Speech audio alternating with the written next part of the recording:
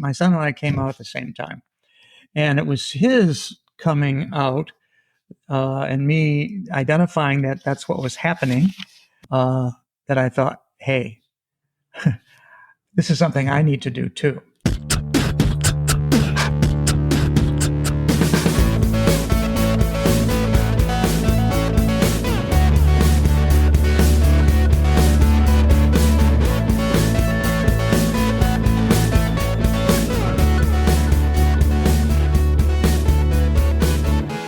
Hello, my LGBTQs, and welcome back to another episode of A Jaded Gay. I'm Rob Lovelace, and today I am a jaded gay just because it has been a week. I've been not sleeping well. Things have been very stressful. I've just been super busy running around from point A to point B, and I feel like there's no downtime. Some of it is definitely my fault because I've been making myself too busy trying to get certain things done that aren't necessarily a priority, but I'm rushing to get them done. So I'm really hoping to this weekend just take some downtime to relax, watch some TV, maybe read a little bit. And also I do have a little house project planned. So that always is usually pretty relaxing for me unless things go south and I stress out over it. But here's hoping that doesn't happen. Anyway, from stressing out to coming out, today I am very excited to bring a guest on to talk about a very important topic. Back in October, as you may remember, we talked about the history of coming out, how it started, some tips for coming out. And in that episode, we covered how for some people, they might feel that it's too late to come out. Today we do see a lot of younger people coming out feeling that they can be their authentic selves, which is great.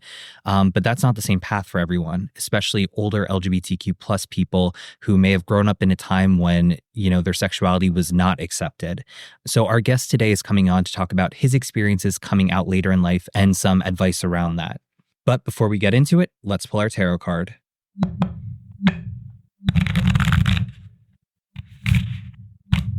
So today we drew the moon in reverse.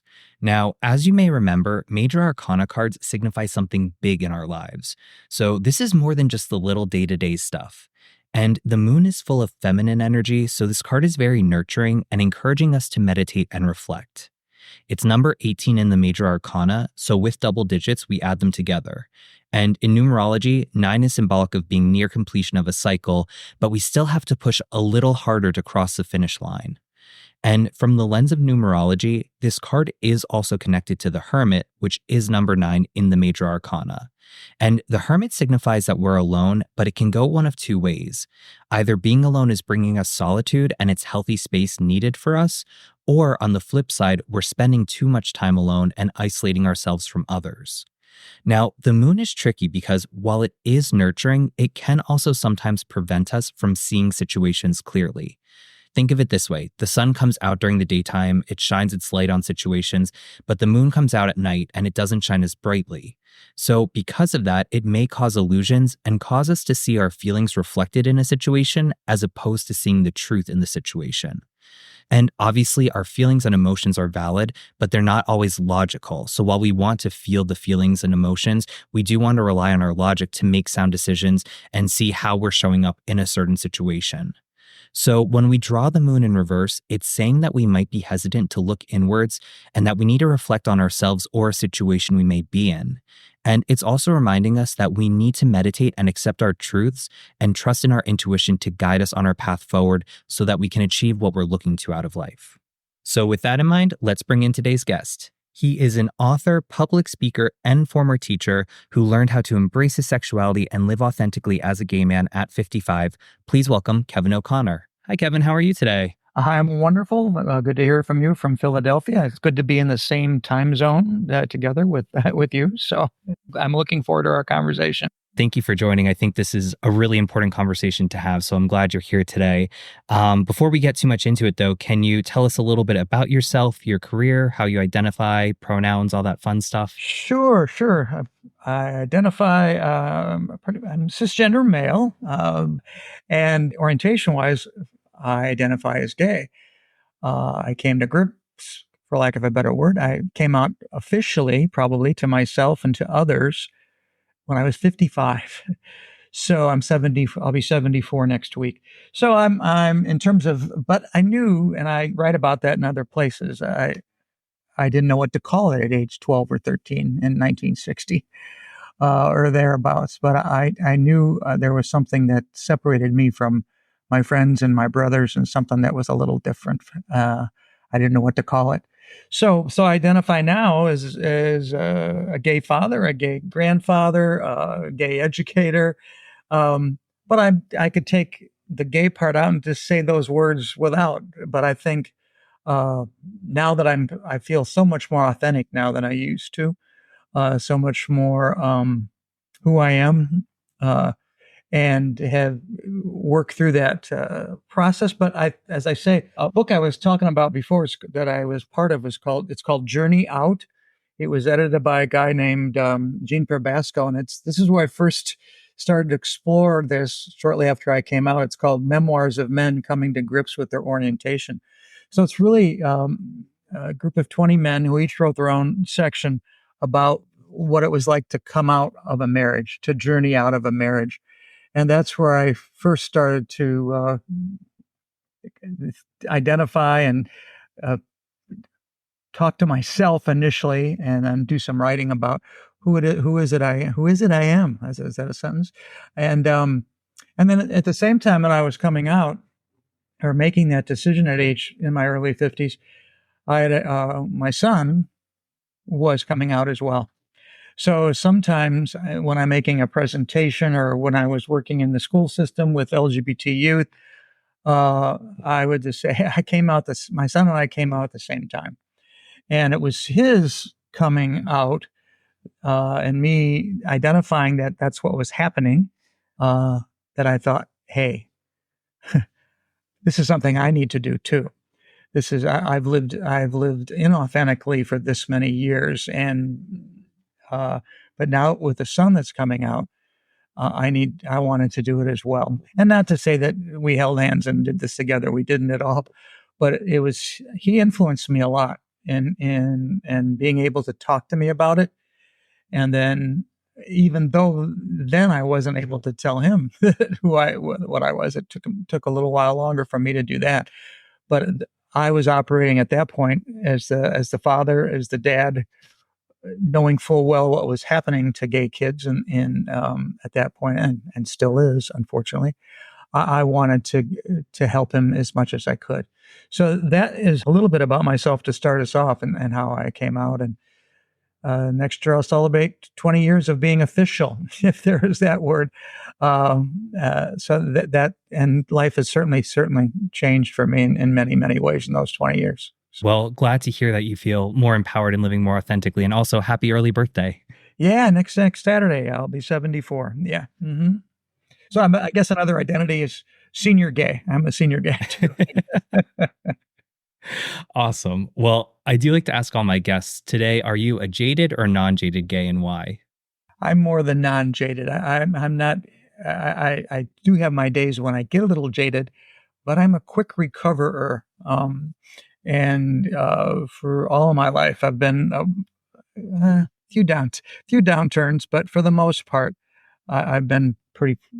Don't let myself get wrapped up too much in the jadedness. Although I know it's there, and I can identify it, and I can recognize it, and even appreciate it at times. But I consider myself more non-jaded, I think. Good. Always glad to hear that. It's important to have that resiliency to push back the jadedness for too long. Mm-hmm. Yeah. Maybe that's testimony to my age. I don't know. So I don't know.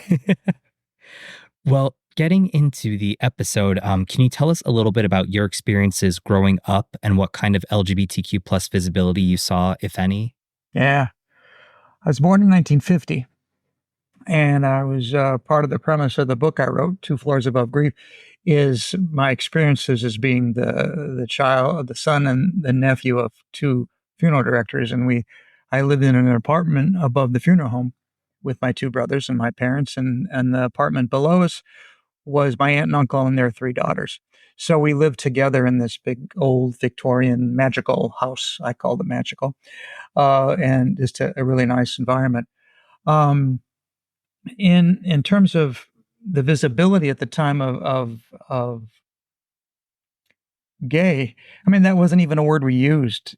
That wasn't, if I recall correctly, people didn't talk about gay people. It was they had other names for them, which I've probably erased from my head a little bit. But all that being said, and when people started to talk about people that were either with other women or with other men, um, and I started to feel this attraction around 10 or 11 or 12, I thought, gee, they're talking about me. But I had no place to go with it. So I was very secretive about what I would do. I, to learn more about it, I wanted to learn what it was.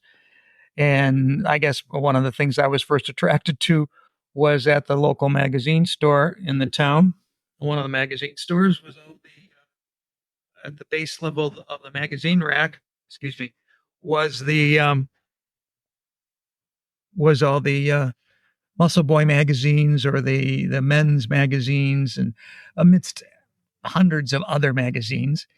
If I remember correctly, they were right there. They weren't like buried in anything, so it was easy to pick up and look. And as a 12, 13, 14-year old, I'd be looking at these, glancing and going paging through and thinking, oh, is anybody over looking over my shoulder? Or was always aware that I shouldn't be looking at these or something, but at the same time, very enticing.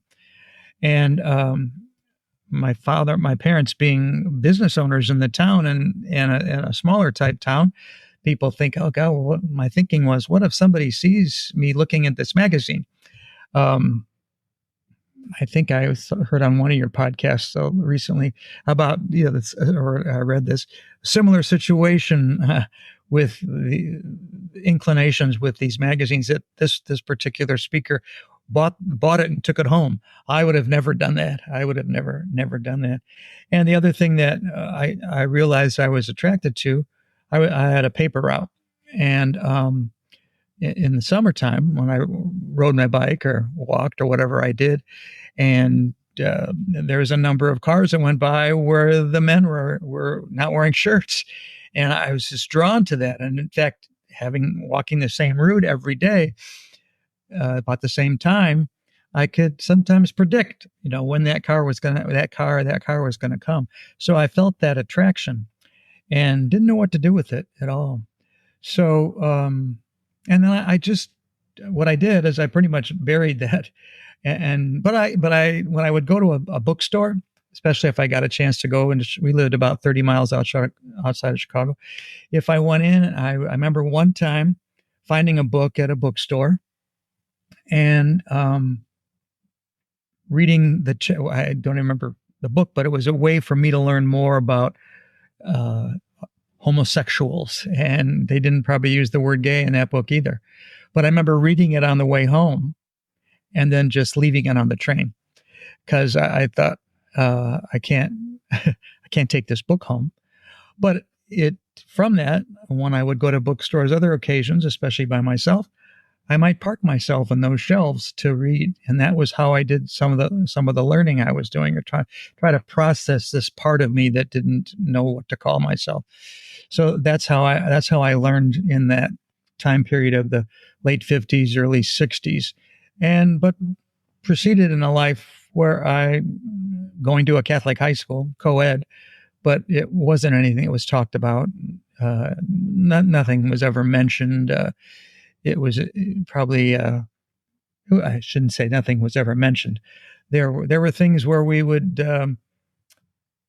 our group of people would mock other guys that we thought might be looking at those same magazines that I was looking at,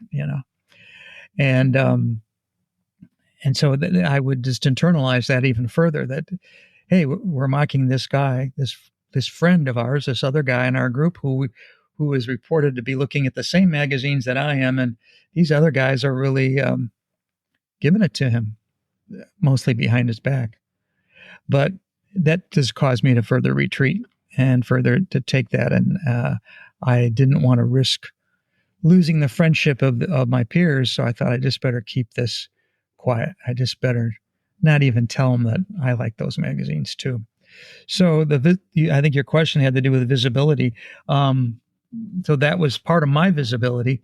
But in terms of in our high school settings, or even at the public high schools or the community I hung out with, It was nothing like it is today. It was nothing. In fact, I'm going back to that hometown in June. It's they're having their second annual Pride Festival. So you talk at second annual. We talk about other ones. Go back to Stonewall. As many years as that's been going on, and so I'll be going back for that to have the second annual. Sort of paints a picture of how long it's taken that particular area to acknowledge uh, homosexuals, and the word we that's a word we don't use much anymore either, but to acknowledge that. So that's the kind of environment I was in and grew up in. Not only being Catholic, but being in a city, in a town where, to the best of my knowledge, there there wasn't much awareness on my part, other than somebody making a comment about somebody they thought might appear effeminate or things like that, and then put a homosexual label on them for that. So that was the extent of my visibility as I was growing up in my young teen years. How did that lack of visibility impact you emotionally? Well, it made me feel hidden, although I don't, I made me feel hidden in that regard, but it didn't stop me from seeking social, being taking roles at school, getting into different leadership positions, trying out and being on sports teams occasionally, even though I never felt confident in that area. Um, but I have to say that it was always, when people ask me about this, or when I'm then working with high school kids about why did you wait so, what was it like to be gay when you were a teen? And how come you didn't come out until you're in your 50s? And I said, well, and I always point to my belly. I said, well, being gay was sort of in the pit, and it was very hidden and very protected, self-protected. And for my part, I went and hung out with the guys and had girlfriends and went to dances and did all that kind of heterosexual mixing in high school and into college and beyond. So I found a spot to put my gayness, but never knew when or if it was ever going to come out. It was there though, and I just that so emotionally I was sort of I knew there was a part of me that couldn't get out, and not really having the vocabulary or the knowledge to know what to do with it. I thought, hey, I'm just going to portray myself as this person who's being pretty successful as a teen and being pretty accepted as a teen and a college student. I didn't feel the need, if you want to call it the need, to come out at that time. Going into adulthood, you had talked about how you had a spot for your gayness to go, so to speak, and that you kind of, quote unquote, I guess, managed it to kind of keep it at bay. What were those? How did you do that? Well, it was always challenging, even as a freshman in college. As a freshman in college, I had a roommate who we became intimately involved towards the latter part of our freshman year. And we didn't. I can. He's since passed, but wish I could talk to him. But I don't think we really knew what to do with it. We were signed up to be roommates our second year, our sophomore year, and I remember being so afraid that behind his back, I called the dorm office and asked not to be put in the room with him. That I felt that I wanted to get a different room. He came to school that beginning day of sophomore year expecting to walk into a room. It was really not one of my more proud moments. But he came in expecting to be in a room with me, and then he was placed in a different room, and then I was in the room. Of course, then when he came and talked to me, I said I was just too afraid. I couldn't. I couldn't. I figured out. I think I knew what would have happened if we'd been in that room together. Um, And the only way to figure at that time myself to get out of it was just to work with the housing office and eliminate that factor. On the other hand, we stayed friends. We pledged a fraternity together. We hung in the same social circle, um, and probably there may have been one or two times in the year that followed where we were together again in an intimate fashion. But for the most part, we both presented ourselves as as not as non-gay, as straight guys in our environment. So, but for me, I think tying back to your question, for me, I remember coming home that summer uh, after that freshman year, coming home and wondering what to do with this. What do I, when the parents say, "Well, how was your friend and how was your roommate?" and I couldn't tell anybody. And I see that thread running through a lot of stories of people that are gay or coming out or in adolescence or at any time in their life. Who do you tell? Who do you talk to? Um, as much as I trusted my father and wanted to share, I just couldn't. And so I kept that. I just kept those secrets in there and kept them for a long time, and proceeded then into uh, relationships with women, and got married once, got married a second time, had kids, and partly part of what that whole thing was about was I always wanted to be a father, and at that point in late 60s 70s, I didn't see any other way to be a dad than to stay or identify now as heterosexual. So I could meet somebody who I would want to share that experience with. And so in my first marriage, I was able to talk to her about this. And within 3 or 4 years, we decided to divorce for a number of reasons. She and I were just texting a few minutes ago. She and I are gratefully very good friends. Um, but we divorced, and what did I do? I just started dating again and meeting people. And within a year, 2 years of the divorce, I was married and had a baby.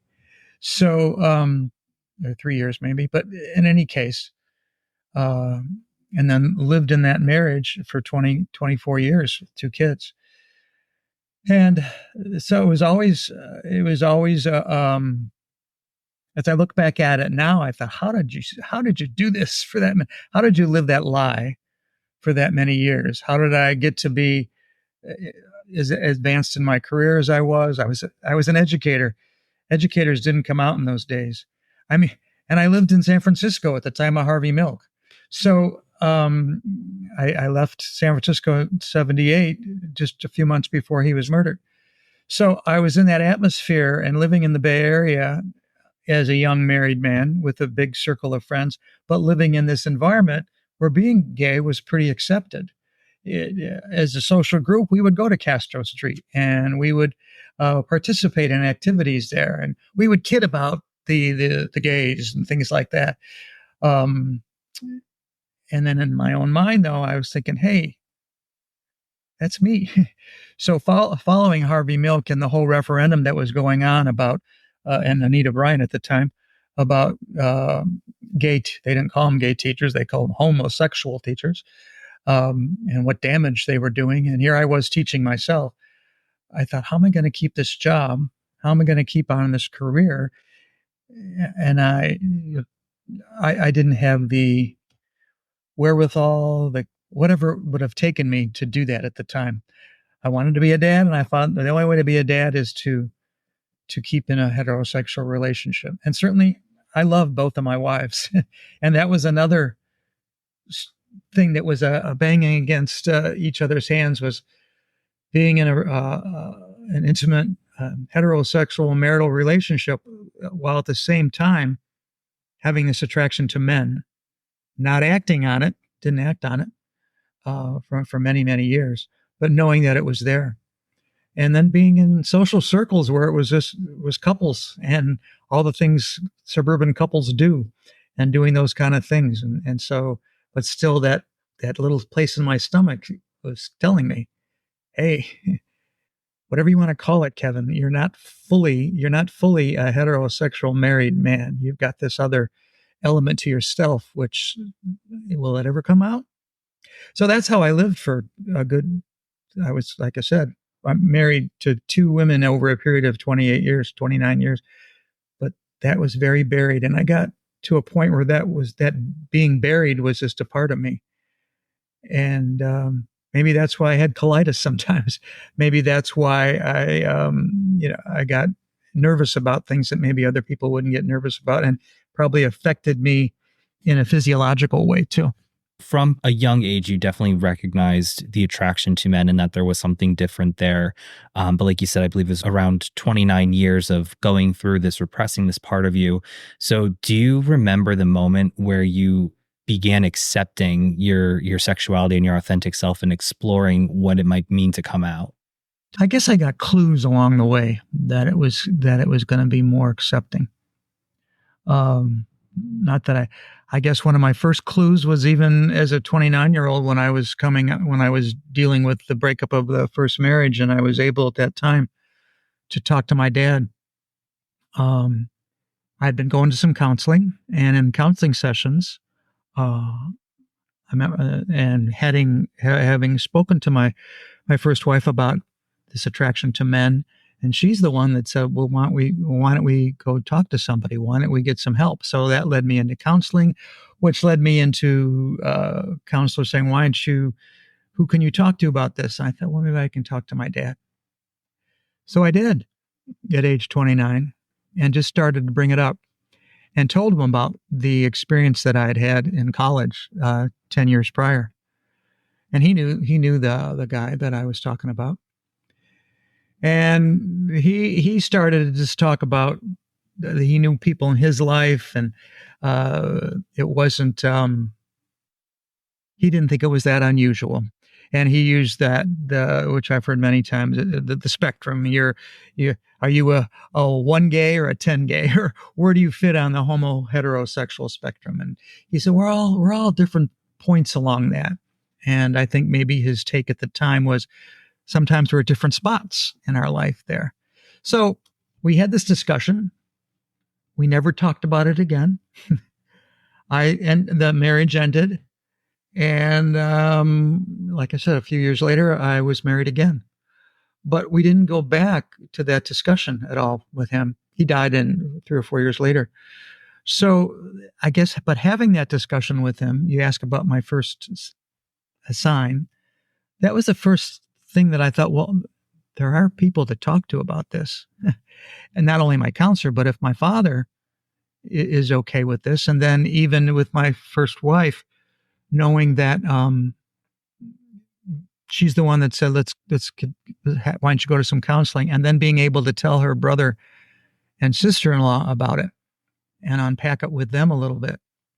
So, and those audiences weren't audiences for lack, they weren't a push away audience. They were more, okay, this is part of your story. And so I got that to that point when I was 29 or 30, 29, yeah. And what did I do? I just thought, okay, I'm here, but I'm going to find somebody else to pair up with and spend another 24 years, 25 years in a marriage that,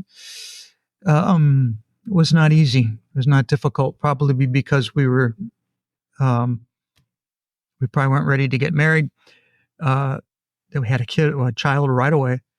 And then me having this area in my abdomen that was always inching and wanting to come out. So it came across in increments. So my dad being one of them, and then another stepping stone was just my son. My son was 16, 17, and just the way he was, the kind of things I was discovering on his computer, and the things that I would overhear him talking, and more so the things that I saw hidden in his room. And I thought, there's something going on here. And it was, yeah, he was me. He was me from a few years before. And part of me didn't want him to have to go through everything I had done. So I found a way to have that conversation with him, and just having that conversation, even though it was very difficult and he was resistant to that idea, the card was on the table. And that's when I started I was then back in counseling, I think then, and my wife would come in and out of counseling with me. And at that point I thought, this is it. I've got to do this. And and probably true for most of us, whenever we decide to come out, um, you reach a point where it has to happen. I'm willing to take the risk. I'm willing to. At that point, I had a few years left in my career as a principal. My kids were out of high school and of college age. My second wife knew by this point because she asked me and I told her. But then I just said, I can't live this way anymore. And so that's when I decided to, by that time I developed a camaraderie of other friends, friends I knew, that had revealed to me they were going through a similar situation. I did some searching. I don't think we had online 30 years ago, but I found ways to find other people that were in marriages that were trying to deal with that. And what do you do? And then lo and behold, I met a couple college friends that told me that's what they were experiencing. And they were a big, big, big help to help me come to this. And then this helped me through the process. So that's how I did it at age 50, 53, 54, 55. So at this time, were you identifying as gay and coming out to people as gay, or were you just kind of, acknowledging that you had attractions to other men without calling it gay? Good question. I first, I'm getting my years mixed up. Okay, 2004, 2005. In the marriage, second marriage was breaking up, and so I went and talked to my mom just to let her know that my wife and I were going to get divorced. And so I went over and talked to her about it at her condo. We talked, and I said, "Mom, I've got one more thing to tell you." And she said, "Let me get a beer." I said, "Okay." We were watching the Cubs game. Anyway, she said, let's get a beer. I said, "Okay, what is it you want to tell me?" Well, I said, "In addition to getting divorced, I'm gay." And she took a breath and she said, "Hey, does this have anything to do with that friend you had in first grade?" So I'm still in touch with that friend in first grade, and I'm not sure if it was I'm not sure it was because I had been talking to her at the time that I had reacquainted myself with him. But as I unpacked his story, he came out when he was 19, and he was another factor in my coming out. He was also another person that I was able to confide in and have long phone calls with and help me come out and make these decisions over a couple year period. So with my mom, I had 2 years left in my contract as a school principal, and she says, "Well, what are you gonna do now?" And I said, she says, it's her advice at the time was, she says, "I think it's going to be the family's going to have to get used to the idea of divorce. Not that we were strangers to divorce, but just the idea that you're getting divorced." And I didn't view myself as a what I would call a soapbox gay, get up on a platform and say, "I'm gay, I'm out, I'm this, I'm that." I didn't fashion myself as that. And with 2 years to go in my principal job, I didn't, there's a part of me that said, "Oh, okay, I'm going to do this and just lay it all out there for everybody." But through talking to my mom, she said, "Why don't we just take things a step at a time? Let's get through the divorce as if she was doing it with me, but go through the divorce process and then we'll figure out. And how are you going to tell your brothers?" I said, "Well," and we sort of conceived of this plan that I would wait until the divorce was final and then I would have the conversation with my brothers. But so mom was a confidant, and as I thought I didn't think she was telling anybody, but she was in the background. I've come to find out later. But for those last 2 years of that phase of my educational career, I told one person at school who I trusted, and she was a great help to me, and in terms of discerning what I do about this and how do I handle it in that kind of a professional community setting. And again, she helped me stay, for lack of a better word, hidden during that time. So I found support. I built in support. But my goal was to come out. I didn't know where I was going. I just knew that in addition to divorcing, that I was going to be coming out as well, and not didn't know how I was going to announce that or anything like that. So the summer of '05, after I had these discussions with my mom, I decided to move to the basement of our house, our marital house, because it just wasn't working out. I I had a call from a friend and who had gone through the same situation and said that he knew of a friend, another friend of his that had been in the same situation, and he thought that I might benefit from getting talking to that person, and I did. Long story short, that person ended up being my husband. So I didn't in my coming out process. Um, I know a lot of, and if you read the book Journey Out or anything, other articles where people are coming out of relationships, not probing and figuring out what are the social venues. How am I going to meet somebody? How am I going to do that? I didn't do that. I met this man while I was still living in the basement of my house, even before I moved out to get my own apartment. And we developed we were living in different areas of the country, but we talked all the time. And he too had gone through this situation of being a dad and uh, in a marriage that wasn't working, and he had entered into a period of his life where he was, what do I do? How do I navigate relationships? And when we met, we knew pretty much right away that that we were meant for each other. And it's this July we will spend be our 19th year together, 19 years. So that journey was a little, I don't know if it's different, alike, it's mine, whatever you want to call it, but I didn't have the experience of a bar scene or trying to get on social media or that kind of thing to meet somebody. I met somebody, and that that was sort of something you don't always write in a book or you don't always picture. It was working for me, and it is working still very beautifully. So, but it was just the idea of having these connections and opening myself up to people one at a time that led me to Leon, but opening myself up to my college friend, opening myself up to my first grade friend, who I knew from first grade up through eighth grade. And we went to different high schools, but then we reconnected in adult life. And he was just a wonderful support for me to go through this process.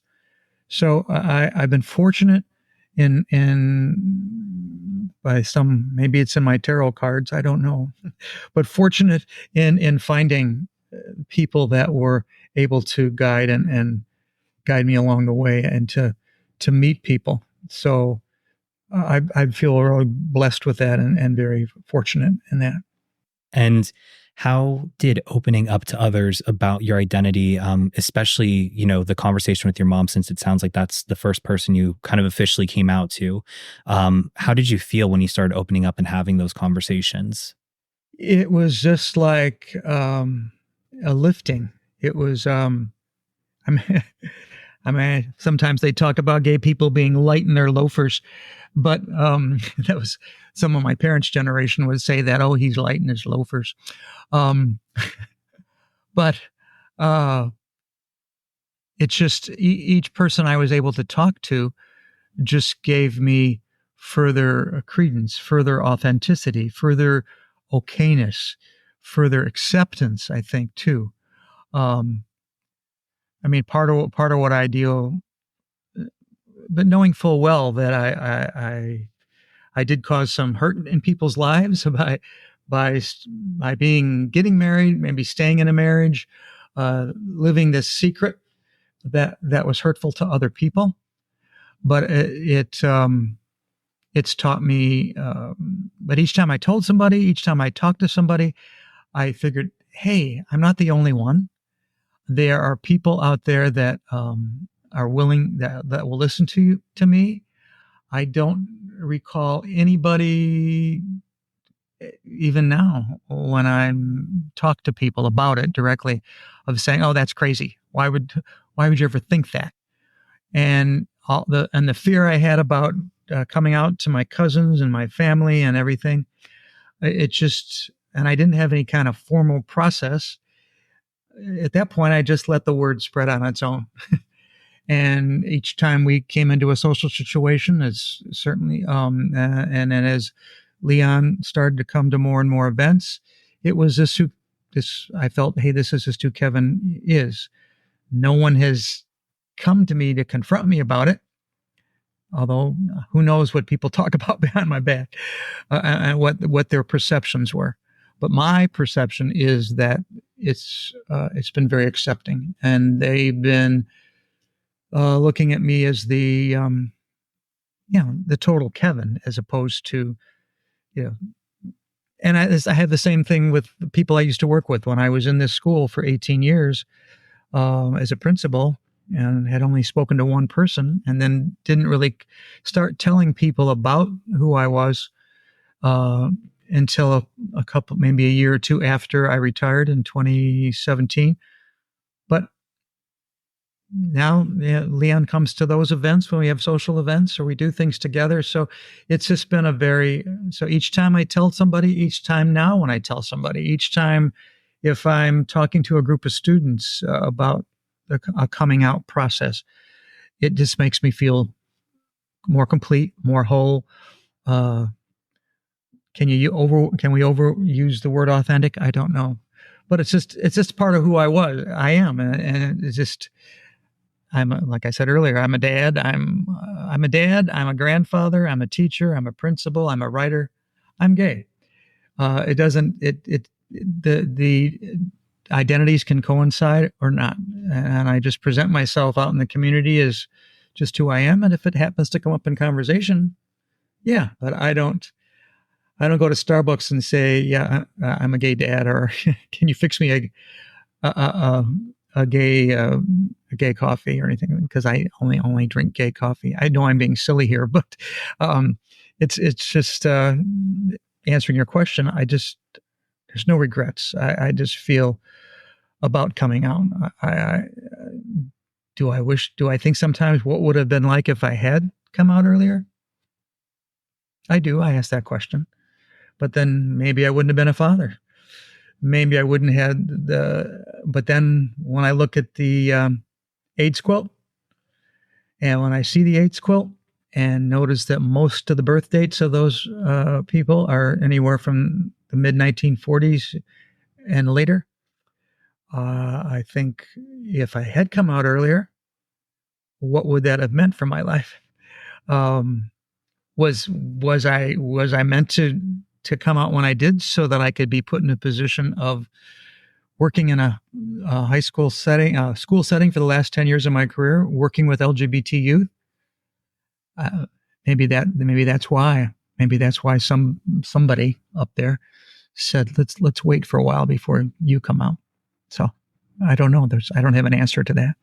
Circling back to your role as a father, when when you had that conversation with your son, recognizing that there were some similarities in terms of, recognizing sexuality and all that, what did you feel, what inspired you or motivated you to, come out for, I guess maybe if this makes sense, to come out for your son or to come out as a role model or example for him, what feelings were going through your head for that? The idea of role model wouldn't have worked at the time. I mean, we had that, what I think is pretty typical father-son parental angst, and uh, trying to find each other's way, and me being a dad and he being a son. I think that's not easy for a lot of families. So for me to have that conversation with him, I can picture the conversation. I can picture where I was sitting with him, but I really can't recall all the words or the context. But it really wasn't for me to, hey, I'm gonna come into your life and be a role model. No, I think one of the things that I was conceptually, not specifically, but what I was hearing was, yeah, this was something he was struggling with. This was something he uh, didn't know what to do about, or was finding ways, whether it was through peers or alcohol or drugs or whatever he was choosing to do um, with his decision making. He was going that way, and I was. But it was at that point, though, that I thought, for me, this has gone on too long. For me, I can't watch my son or observe my son going through this and pretend and keep that part of myself buried in my abdomen, the pit of my stomach. I've got to work on some way for me to understand not only him, but understand myself too. So, and again, it wasn't to be a role model. It was just, he did me a favor, but a service in him, as as well as he did or did not hide the evidence in the house about his own struggles. Me observing that as a father, and then me thinking, and even talking to his mom about it, I thought, we have to talk to him. This was, I guess, the part of that time that would be late 1990s, early thousands. AIDS was, it's always there. HIV is always there. AIDS is there. There's that sense of a dad's protection. If I have this conversation with you, not stumbling, if I stumble through this conversation with you, maybe that'll help you. So, but having the conversation, realizing what was going on in my own house, made me think, this is what I have to be really more upfront with in my own relationship with his mom, with my own family, with the things I've been every once in a while would think about doing for so many years of my life, whether it would be personally or professionally. But it was that factor that really, really helped. So I think that answers your question. I'm not sure. Definitely, definitely. And I know you touched upon this earlier, but I wanted to kind of go back into this a little bit deeper. In what ways has your coming out experiences been different from those who came out earlier in life, whether that be good, bad, or otherwise? I sometimes wish we would just get rid of this word coming out, coming out process, because I wrote, when I wrote my section for the book, not the Two Floors Above Grief book, but the Journey Out book, I talk about Barney Frank, the Congressman Barney Frank, and he has a book out called 40. I'm just reading from to remember myself because it ties into your question. He made a comment in Mitchell Gold's book, 40 stories revealing the personal, social, and religious pain and trauma of growing up gay in America. And when Bernie Frank wrote his account, and he was still a congressman at the time, he said everyone comes out. It's called talking. And he goes on to explain, and I put in the chapter, that we all come out in different aspects of our life. I came out I didn't know what it was to be a dad. I came out as a dad. I struggled through that. I came out as a baby. I came out as a first grade student. I came out all the way through each of our markers in life. We're coming out. And yet we make this deal of sexuality. If there was just a way for people to be who they were from the time they were born, and just have that acceptance. I know I'm talking into a dream world, especially in light of today's politics, but just if there wasn't that, if we didn't have to come out, if we just who we were from the very get-go, it wouldn't be a factor. So I think every coming out experience it's coming out is not a prescriptive thing. Even as you talked in your podcast the other day about the concepts of grief, there is no prescription for that. There is no, it's everything is individual.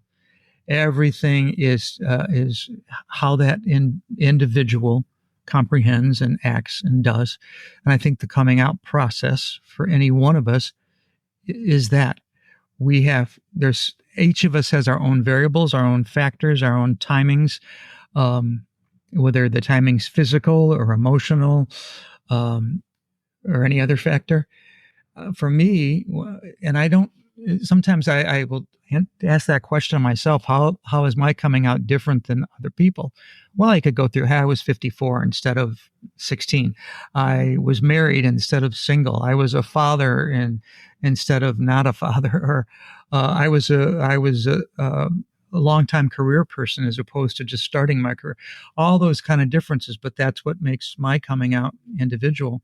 So I don't like to get caught up in what makes my thing different. I think more what I think about is what makes. I'll use the present tense because I think we're coming out all the time. What makes my coming out mine? What makes it individual? What makes it not so much different than anybody else's, but just what makes it mine? Um, what makes my approach to I can walk into our gay neighborhood down Wilton Manors down the street here, and I'll approach it from my perspective, knowing full well that the other 100 people that might be around me are approaching it from a far different way in terms of where they're at in their life. And there's not a I haven't found. I've read a number of gay books and gay books, books either fiction or nonfiction. There's just no one way to do this. There's no one way. I guess the factor for me and what I tried to when I was counseling kids and working with them on what they were going to do is just find people that'll help you through it. Find people that you can talk to. But I'm going to get kicked out of my house.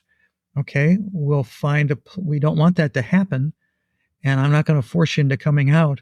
It's still your decision. But let's just know that there's these resources that you can go to. There's these places you can go. Do I have to tell my mom or dad? As much as as a parent, I would like to think, yeah, they're going to talk to me. But when there's a threat there in a particular household, I would say no. Just find the resources and take the steps you need to take. I think I'm going way into a different direction here, but I think the idea, back to your question, I just treat my coming out as my coming out, and I love to hear stories of other people and enjoy the stories of all the different processes. And I think when you're with a group of other gay men or gay women, oftentimes they discuss, hey, tell me about your coming out. Tell me what happened with you. And we all have our story, but there's very few stories that you can put in the same box. It's all individual boxes. And are there any misconceptions or stereotypes about coming out later in life that you've encountered, and how did you address them? Well, the first thing that came to mind, I'm sure there's others. The first thing that comes to mind is in my work in the school system. I worked in the Department of Diversity the last 10 years of my career in Broward schools. And that put me in a position of working not only with parents of gay children, but also gay children, gay adolescents who are coming out. And so when I give presentations about this or talks, they'd say, I think I might have said this before, they would say, why'd you wait so long? How come it took you so long? Why did you do all this other stuff? And if you waited that long, why shouldn't we? And so to try and then to paint the picture a little bit, give them a little bit of a history lesson. Certainly, the situation for kids, adolescents nowadays is much different than it was and so part of what I would do in those talks is just say, hey, here's what it was like in the 1950s and 1960s, and talk a little bit about what you and I talked about earlier in this podcast and the situations there. And it just wasn't a place where there wasn't a welcoming place. There wasn't an organization called Welcoming Schools, if you're familiar with that group. There wasn't a group called Welcoming, and I would be making these presentations during Welcoming Schools presentations, and I would say, hey, there wasn't this kind of outlet, and through people that came out in the 50s, 60s, 70s, 80s, we eventually got to a point where we could create places like Welcoming Schools or other things that would happen in PFLAG, or we could create gay straight alliances and GSAs and things, not we, but I mean collectively that all evolved. So I think part of what happened when those presentations was telling kids that this is how it all evolved. This is why you're here. this is why you're in this, and this is why I didn't come out until I was 55, and try to explain um, to kids who haven't been married or had maybe even haven't had that kind of a relationship, what is it to like to be in that kind of relationship, and then decide that you're not going to stay in that relationship. What kind of pain and grief and stress does that cause? So it's perceptions, conceptions. And when I'm, as a 55, 60 now, 75-year-old almost, talking to teens, it's a little bit, it's keeping aware of history and things too. So I think that's part of what I do. I haven't been, since I've been out of the school system, I haven't had as many opportunities to be with youth to talk about this, but that was my experiences for about 8 to 10 years when I was working in the school system. Yeah. And so glad, boy, so happy that I could find that job and find that position thanks to so many people. Who would have ever thought that the kid born in 1950 who struggled with being gay in the 60s went through two marriages and had kids, knowing that there was this gay part of him?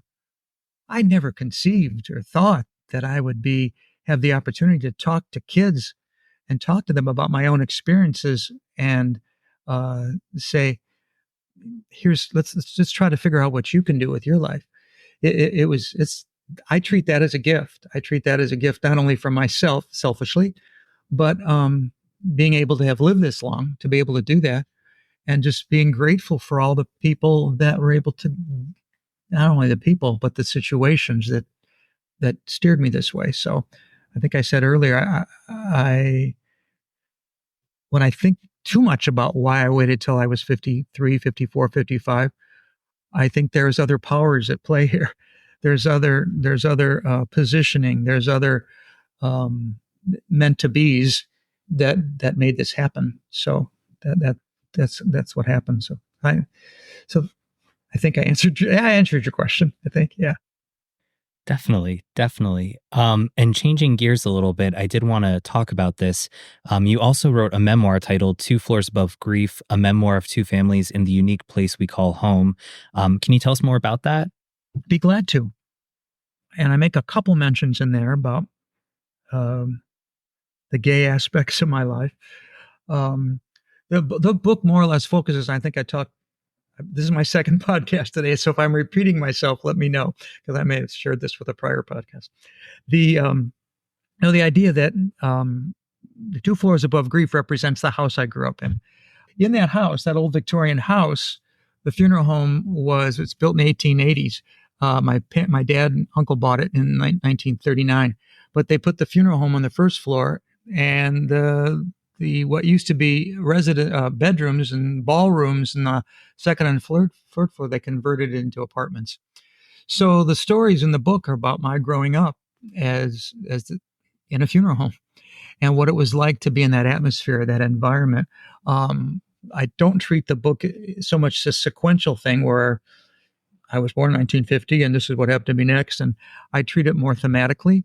So I talk about things that were going on historically at that time in the 50s, 60s, and 70s, and what was happening not only in our family, but what was happening in the nation and the world. So readers can get a historical perspective.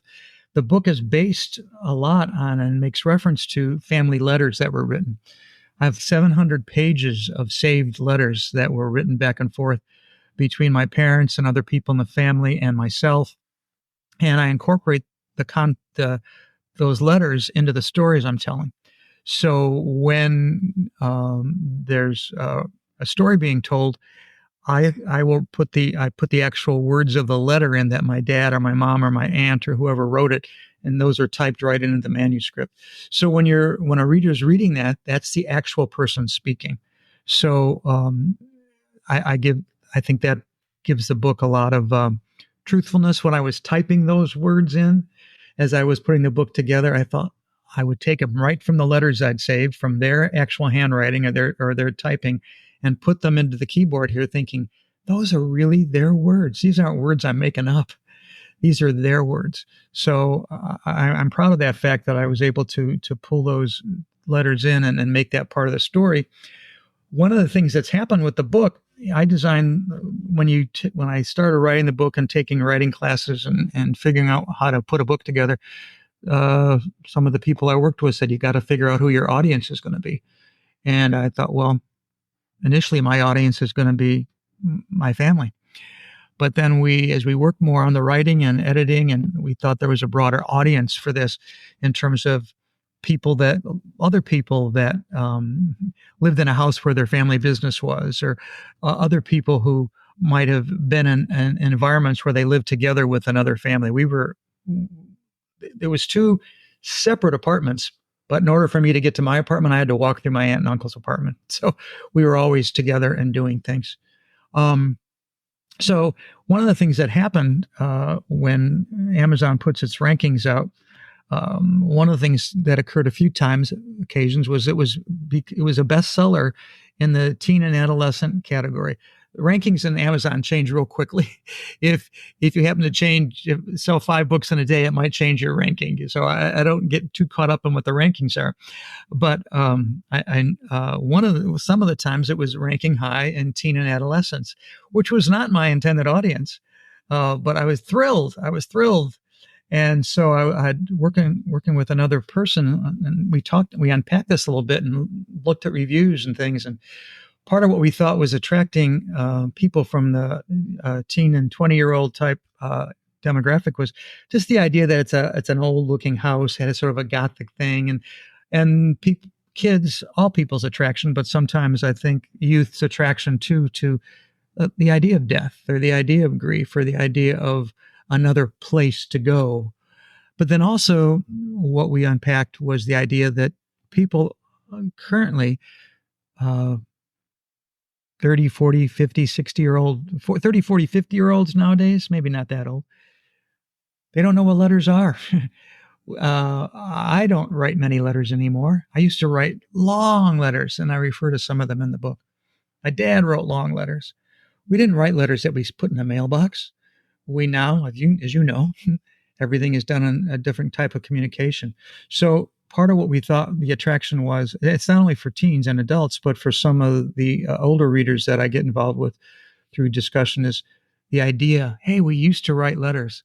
We used to address an envelope. We used to put it in a mailbox. We used to wait for the mail to come. I have a son who's 40 years old, who doesn't even look at his mailbox. If I'm going to mail him something in the mail, I have to say, it's coming in the mail. Oh, I haven't checked the mailbox for 6 or 7 days. That is foreign to me. This from the way I grew up, you check the mail every day. So the book is more 2 Floors Above Grief, representing the families that lived above the funeral home. It's not about the clients in the funeral home. It's about what my experiences were, along with my brothers and my cousins, about being the children of undertakers and funeral directors, and how did that influence our lives, and what kind of work did we do in the funeral home? How did we help? How are we part of the family business? What did the kids at school think about us being the children of undertakers? What happened on a sleepover at my house when kids came over to sleep over? Or where did you put the basketball court in your house? Or how did you have a party in your house when there might be dead people around? So those kind of things. So I talk about those kind of stories in the book, and connect it with family stories and the letters and things like that. So that's what the book's about. And it's getting a lot of play with family sites and parenting sites, because it's a lot of that. And I talk about in the book, I talk about that story I told you earlier about my discussion with my dad, and talking to him about, I wasn't really coming out then. I was just saying, hey, I'm having trouble in my marriage. And I think one reason I'm having trouble, it's my first marriage. One reason I'm having trouble is I think I'm attracted to other guys. And not only do I think that, I've had experiences. So that's in there in the book too. So there's a reference there, and there's a reference in the other story I told you about when I came out to my mom. That's mentioned in the book too, and how she handled that and what we did. So we tie it. So it's a set of family stories. Well, coming up towards the end of the episode here, I did want to ask, do you think it's ever too late to come out? No, not at all. I mean, I'll say that. I think I ran across somebody the other day on, some sort of social media thing in his 80s or 90s, Um, and I've read of other people who stayed in a marriage for in this very seniorhood. And in this case, it was a wife. When the wife died, that's when the man sat down and told his kids and his very adult children and presented himself to a gay world at that stage of his life. And how I wish I could remember his name in the story more specifically, but he talked about how liberating it was without any kind of regret of why he did what he did. It was just that idea of for him, I believe, was the idea of you commit to a marriage relationship no matter what the factors are. I drew the line there, but in my own life.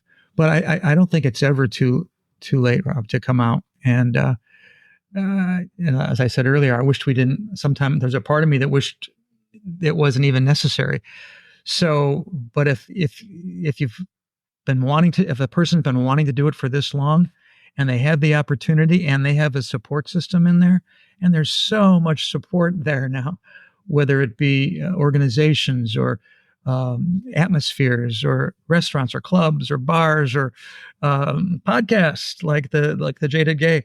There's so many places for people to go to, much more than I had when I was younger. So I think it's never too late. It's never too late to do that. I don't think it's any less scary, probably, but it's never too late. And what words of wisdom can you provide for listeners who might be considering coming out later in life or are currently navigating a similar journey? Words of wisdom.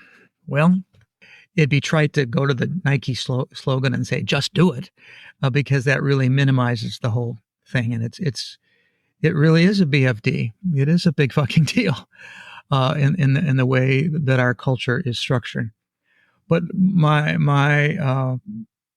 I guess part of what I would tell people now that are considering is some of the same things I worked on with my mom and my friends and my colleagues, and find people that you can talk to about it. Find one confidant that will lead you to another confidant that will lead you to somebody that then maybe you can talk to two or three people at a time. Maybe you'll find a group support system. Maybe that'll lead you to resources that are out there in literature or in books, or again, back to media, that'll help.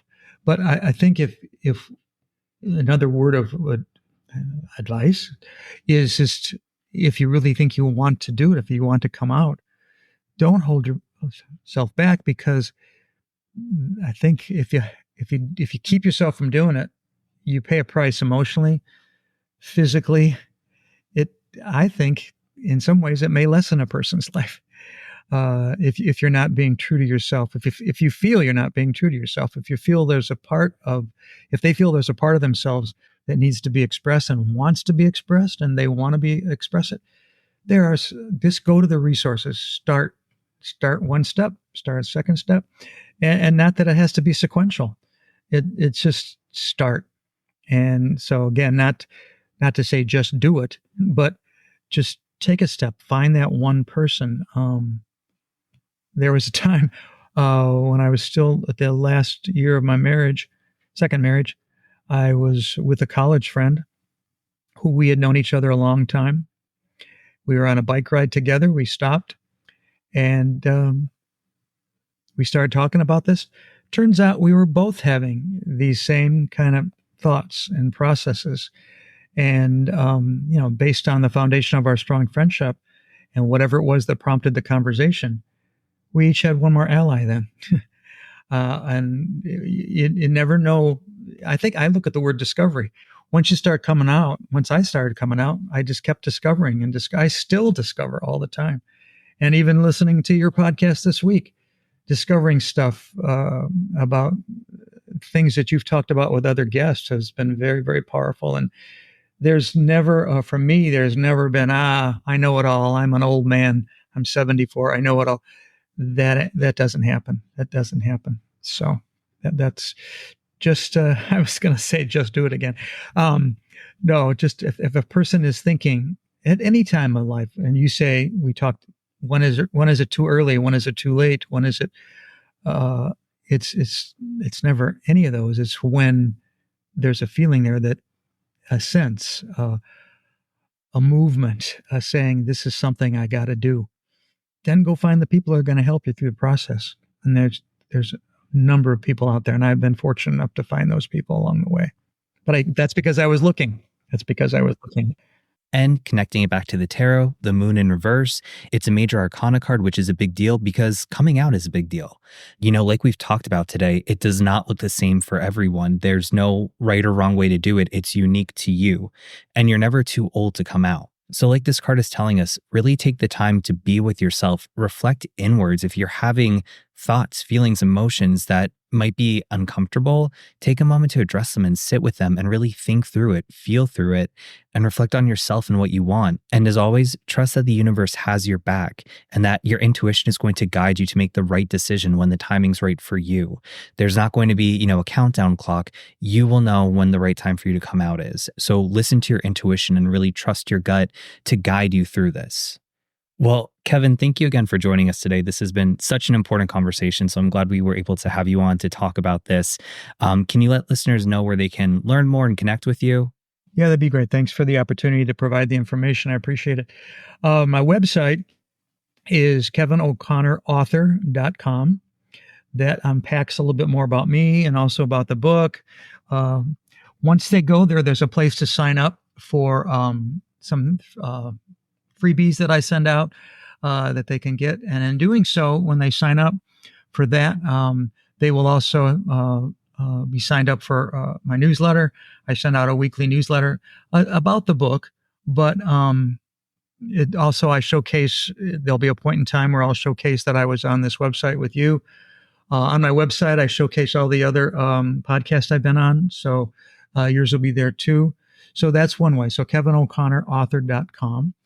If they wanted to if they're intrigued with both books, the book called Journey Out, Memoirs of Men Coming to Grips with Their Orientation. That's the editor of that has since passed. His name is Gene Probasco. And then the other book, Two Floors Above Grief, the one I wrote, published about 15 months now. Both those books are available on Amazon, so they can go to Amazon and type in those titles. When they go to the website and sign up to get my newsletter, I put the link to the book in every single newsletter. If they wanted to get the book too, they can go to any bookstore and order it. This is a self-published book. So self-published books often are not on the shelves of bookstores, but most bookstores will order the book if you go in, if a person wants to support their local bookstore. And it's but on Amazon you can get it in the Kindle version, the paperback, or audio. There's audio version too. So all those are available. So they can learn about the book. They can learn about me. I'm still involved in doing some work with sexual health and LGBT support. I talk about that in my newsletter, but if people are looking for assistance or ideas, they can contact me through the website, or I'll give you my email too. It's koco7351@gmail.com. So they can write me there and just put their request in and see if I can be of any help to them. I think being an elder now, I can't undo being an elder, but I just like to think that I would like to be able to continue in discussions with people of all ages and not come in as any kind of old expert, because I'm not, because I love the learning that I'm doing from everybody. So I'd love to be involved in dialogue and conversation. Awesome. Thank you. And I'll be sure to include the links to all that in the episode description. And you know the drill. Please reach out to me with any feedback or questions, rob@ajadagay.com. Don't forget to rate, review, and subscribe to the podcast. Those 5-star reviews will really help, and I greatly appreciate it. You can also learn more about our guests, episode resources, find links to merchandise, all that fun stuff on the website at ajadagaypod.com. You can connect with the podcast on Instagram, TikTok, SoundCloud, and YouTube at ajadagaypod. You can follow me personally, Rob Lovelace, on Instagram at Rob_Lovelace. Also, if you're feeling generous, consider supporting the podcast on Patreon for as little as $1 a month at ajadagaypod, or you can do a one-time donation on Buy Me a Coffee, which is also at ajadagaypod. And remember, every day is all we have, so you got to make your own happiness. Bye.